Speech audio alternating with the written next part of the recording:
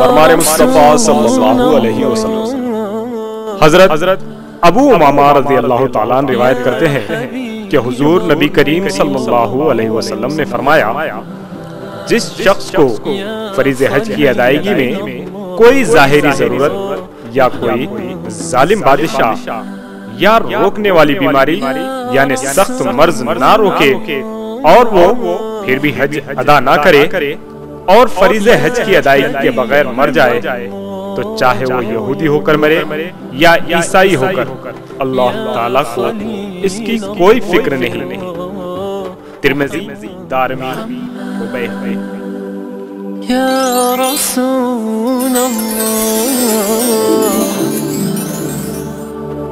یا حبیب اللہ، محمد، یا